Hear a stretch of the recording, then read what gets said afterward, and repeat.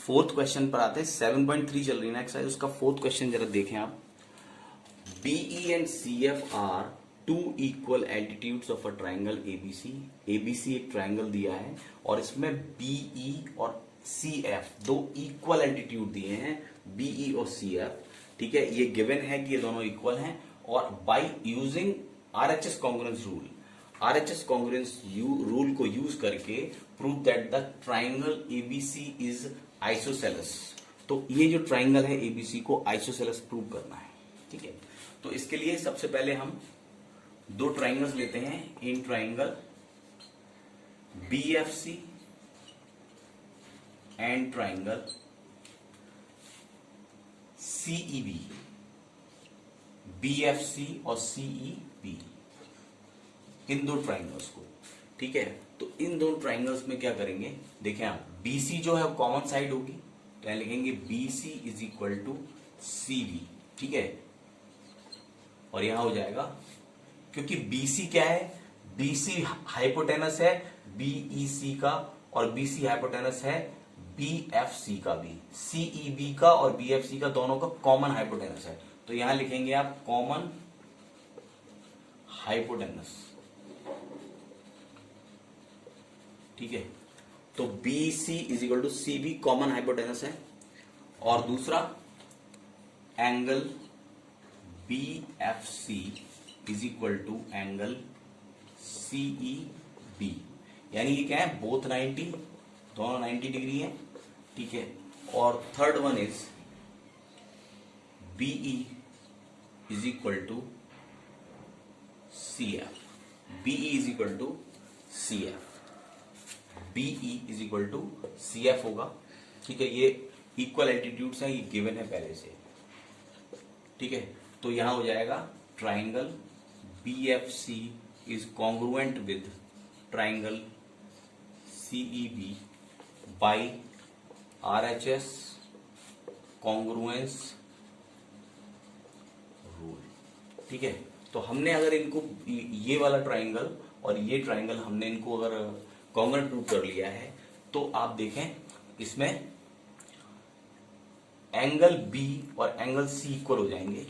तो लिखेंगे angle B will be equal to angle C by CPCT, CPCT से यानी congruent corresponding parts of congruent triangle, angle B और angle C equal prove हो जाएंगे, angle B और angle C।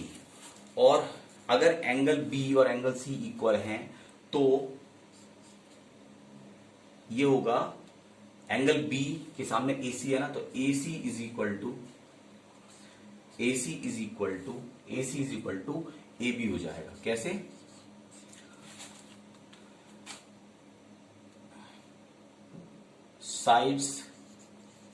Sides opposite to equal angles B equal. ठीक है, तो in a triangle sides opposite to equal angles B equal. तो दोनों side अगर एंगल इक्वल है तो उनके अपोजिट जो साइड्स हैं वो भी इक्वल होंगी। तो if AC is equal to AB then ABC is an isosceles triangle. यही प्रूव करना है हमें, तो ये प्रूव हो गया। आते हैं क्वेश्चन नंबर 5। हाँ, तो स्टूडेंट फिफ्थ क्वेश्चन करते हैं, बहुत आसान है। आप देखिए जरा, ABC is an isosceles triangle with AB is equal to AC। अगर आइसोसेलेस है तो कोई सी दो साइड इक्वल होंगी और AB और AC इक्वल दी हुई है, ये दोनों इक्वल दिए हैं। Draw AP is perpendicular to BC, BC पे AP परपेंडिकुलर हमने ड्रॉ किया है to show that angle B should be equal to angle C। इसमें सिर्फ ये करना है कि आपको ये जो दो ट्राइंगल राइट एंगल ट्राइंगल होंगे, इन दोनों राइट एंगल ट्राइंगल को लेके कॉन्ग्रुएंट प्रूव कर देना है। अगर ये कॉन्ग्रुएंट प्रूव हो जाएंगे तो एंगल B और एंगल C इक्वल हो जाएंगे। तो आप लिखेंगे सॉल्यूशन में, in triangle ABP and triangle ACP। ABP और एसीपी में दो ट्राइंगल्स हैं इसके अंदर। सबसे पहले A B is equal to A C, ठीक है, क्योंकि triangle ABC is an isosceles triangle, ठीक है, आइसोसेलेस है। A B is equal to A C given है, ठीक है, A B is equal to A C given है, गिवन भी लिख सकते हैं इसके गिवन। और उसके बाद ये हाइपोटेनस हो गया और ये क्या हो गया 90 डिग्री का एंगल है क्योंकि परपेंडिकुलर है, तो आप लिखेंगे angle APB is equal to angle APC 90 degree, both 90 degree हो गए। और AP is equal to AP, this is common side, ठीक है। तो यहां हो जाएगा triangle ABP is congruent with triangle ACP by RHS right angle hypotenuse side, RHS congruence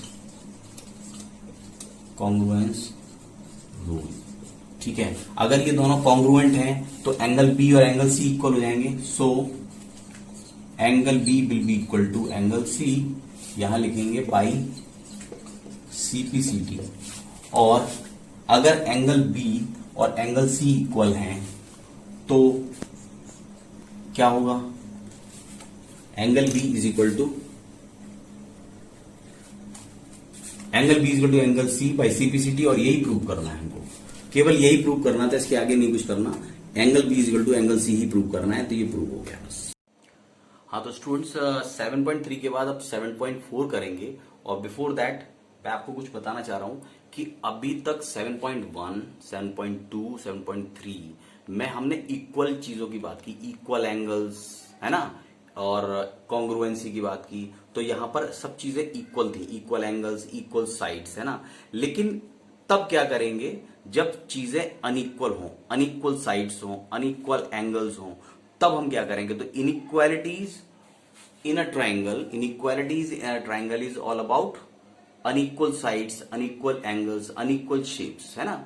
तो अभी जरा इसमें 2-3 थ्योरम्स हैं, उनको मैं फटाफट बता देता हूं। और ये है किसको लेकर, अनइक्वल थिंग्स को लेकर, अनइक्वल एंगल्स और अनइक्वल साइड्स को लेकर। जरा देखते हैं थ्योरम में।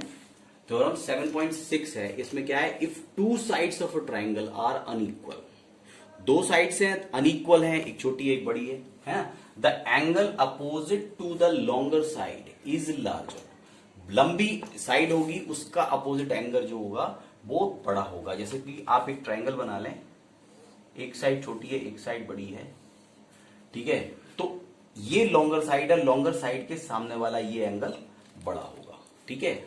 और इसका अगर वाइस वर्सा बोले तो थ्योरम 7.7 है, if any triangle the side opposite to the larger angle is larger, ठीक है।